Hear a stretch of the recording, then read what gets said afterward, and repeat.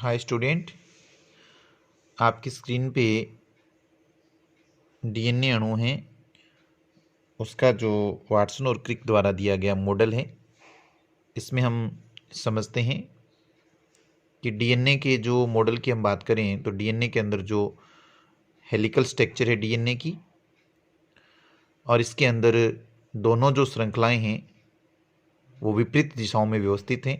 जैसे 3 एंड ये है, 3 एंड ये चल करके 3 एंड जो हैं ये 5 एंड है, लास्ट 3 to 5, और ये इधर 3 to 5 एंड है। एक श्रृंखला में जो शर्करा के कार्बन हैं, जो मैंने पीछे के आपको वीडियो में बताया था, 3 to 5 हैं। तो जो दूसरी श्रृंखला है उसमें 5 to 3 हैं, अर्थात एक दूसरे के समांतर हैं लेकिन एंटी हैं, यानी कि प्रति समांतर हैं, एंटी पैरेलल हैं। हम डीएनए के अणु की यदि भौतिक गुणों की यदि बात करें तो डीएनए अणु का जो व्यास है, व्यास जो है बाहर वाला जो भाग होता है जहां पर फास्फेट जुड़े होते हैं, तो व्यास जो होता है डीएनए का वो 20 आर्मस्ट्रांग होता है। डीएनए का व्यास है वो 20 आर्मस्ट्रांग है। इस डीएनए का व्यास कितना है? 20 आर्मस्ट्रांग। जो डीएनए का वाटसन और क्रिक द्वारा जो मॉडल दिया गया था, इसके अंदर क्या है कि अधिकतर जीवों की यदि हम बात करें तो ये जो डीएनए है इस प्रकार का ही पाया जाता है, जिसमें जो ये बीच वाली जो दिखाई दे रही है इसको बोलते हैं इसकी एक्सिस या अक्ष। ये जो बीच वाली दिखाई दे रही है एक्सिस, या जिसको अक्ष बोलते हैं, ये अक्ष जो होती है इसके ऊपर डीएनए किस प्रकार घुमा हुआ है। जैसे इसमें आपको डीएनए जो है वो इस प्रकार इस साइड में राइट हैंडेड की तरफ, यानी कि दाहिने हाथ की ओर कुंडलित होता हुआ दिखाई देता है। इस प्रकार के डीएनए को हम बी डीएनए बोलते हैं। तो इस बी डीएनए का जो व्यास है वो कितना है? 20 आर्मस्ट्रांग। और इसके अंदर जो क्षार युग्मों में परस्पर दूरी है, जैसे क्षार युग्म मैंने बताए थे पिछले वीडियो में, तो ये जो क्षार युग्म है बेस पेयर, इनके बीच की दूरी, ये क्षार युग्म, फिर ये क्षार युग्म, फिर ये क्षार युग्म, फिर ये ऐसे प्रत्येक क्षार युग्म के बीच की जो दूरी होती है वो कितनी होती है? 3.4 आर्मस्ट्रांग होती है। और एक जो पूरा कुंडलन करता है डीएनए, जैसे यहाँ से हम स्टार्ट करें, यहाँ से पूरा ऐसे होकर के वापस यहीं आ रहा है, तो इसको एक कुंडलन कहते हैं। एक कुंडलन के अंदर टोटल मिलाकर के 10 नाइट्रोजनी क्षारक होते हैं। 1 2 3 4 5 6 7 8 9 10 नाइट्रोजनी क्षारक होते हैं। और एक जो दो आपस में जो क्षारक होते हैं उनके बीच की दूरी 3.4 आर्मस्ट्रांग होती है, अर्थात 10 जो नाइट्रोजनी क्षारक होते हैं उनके अंदर टोटल मिलाकर के दूरी कितनी हो गई? 34 आर्मस्ट्रांग हो जाती है। तो एक कुंडलन में नाइट्रोजनी क्षारकों की जो संख्या है वो कितनी हो जाती है? 10। और एक कुंडलन की जो लंबाई है वो कितनी होती है? 34 आर्मस्ट्रांग। और क्षार के जो जोड़े हैं, बेस पेयर्स हैं, उन दो बेस पेयर्स के बीच की दूरी होती है 3.4 आर्मस्ट्रांग। बाहरी बाहरी वाला भाग जो होता है वो फास्फेट से बनता है, फास्फेट और शर्करा से। तो बाहर की तरफ फास्फेट होता है, थोड़ा अंदर की तरफ शर्करा होती है, और जो बीच में होते हैं वो नाइट्रोजनी क्षारक होते हैं। तो इस प्रकार एक डीएनए जो होता है उसकी स्ट्रक्चर होती है जो वाटसन और क्रिक ने बताया था। अभी हमने जो पढ़ा था, जिसकी स्ट्रक्चर देखी थी, वो बी डीएनए था। वाटसन और क्रिक का जो प्रतिरूप था वो किस पे था? बी डीएनए पर था, बी डीएनए था। यह जो बी डीएनए है, ये जो है मैक्सिमम जो सेल्स जो होती हैं उनके अंदर ये बी डीएनए ही पाया जाता है। लेकिन हम यदि अल्टरनेटिव फॉर्म्स की बात करें डीएनए की, तो यदि आयनिक सांद्रता कम हो, कम आयनिक सांद्रता व लगभग 92% आपेक्षिक आर्द्रता, कम आयनिक सांद्रता लिख देते हैं यहाँ, कम आयनिक सांद्रता और 92% आपेक्षिक आर्द्रता, इसके ऊपर जो डीएनए है वो बी डीएनए बी फॉर्म में पाया जाता है, कहने का मतलब।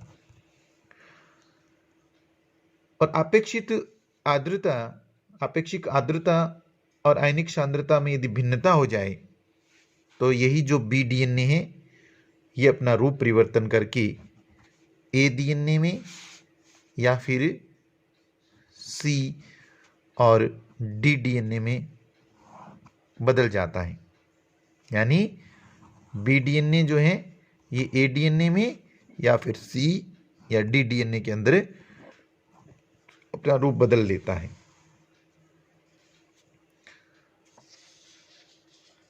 सामान्य डीएनए का जो हम कुंडलन, अभी जो बी डीएनए की कुंडलन की बात की हमने, उसका जो कुंडलन था वो राइट हैंडेड था,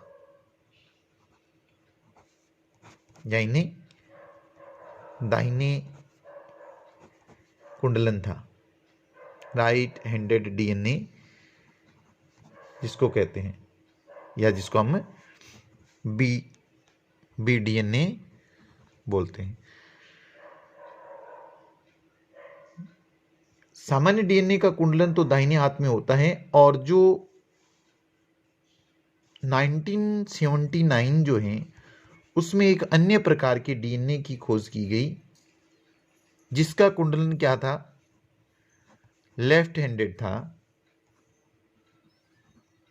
कुंडलन लेफ्ट हैंडेड था और उसकी जो कुंडलन का आकृति जो थी वो थोड़ी टेढ़ी मेढ़ी थी, जिगजैग थी। इस डीएनए को जिगजैग आकृति वाले और लेफ्ट हैंडेड कुंडलित डीएनए को जेड डीएनए कहा गया। Z DNA.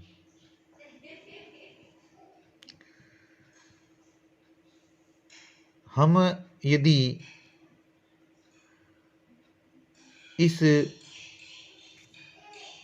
Left handed DNA की यदि बात करें तो ये जो हमारा ए डीएनए, बी डीएनए और सी डीएनए है उससे अलग ही होता है, क्योंकि ए, बी और सी डीएनए है वो राइट हैंडेड होते हैं कुंडलित, और जेड डीएनए जो होता है वो लेफ्ट हैंडेड कुंडलित होता है।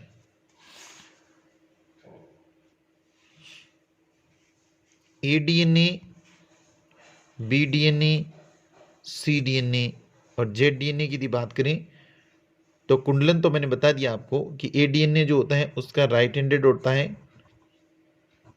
इसका राइट हैंडेड, इसका राइट हैंडेड और इसका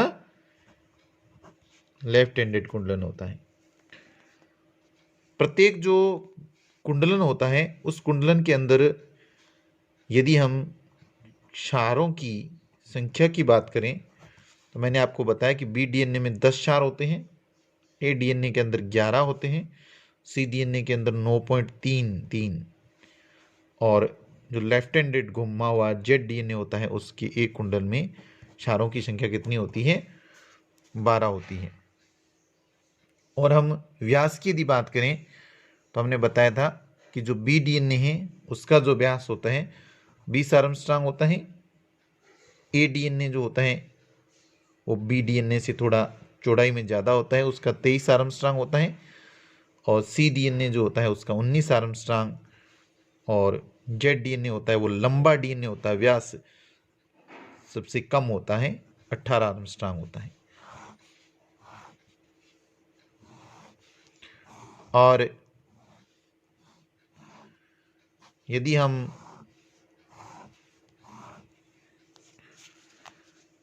एक चक्र की अक्ष की लंबाई की यदि हम बात करें तो बी डीएनए में मैंने बताया था कि 34 आर्मस्ट्रांग होता है और ए के अंदर 28 आर्मस्ट्रांग, और सी में 31 आर्मस्ट्रांग, और जेड डीएनए काफ़ी लंबा होता है, जो इसकी लंबाई जो होती है वो 45 आर्मस्ट्रांग होती है। एक चक्र में एक्स की लंबाई, एक्सिस की जो लेंथ होती है एक पूरे चक्कर के अंदर इतनी होती है। तो इस वीडियो में हमने मुख्य रूप से बी डीएनए जो वॉटसन और क्रिक द्वारा बताया गया था उसके बारे में हमने स्ट्रक्चर के बारे में पढ़ा, और साथ में ए बी डीएनए जो है वो ए डीएनए के अंदर और सी डीएनए या डी डीएनए में कैसे रूपांतरित हो जाता है उसके बारे में पढ़ा, और जो लेफ्ट हैंडेड घुमा हुआ जो डीएनए होता है जेड डीएनए, इसके बारे में अध्ययन किया। Thank you student.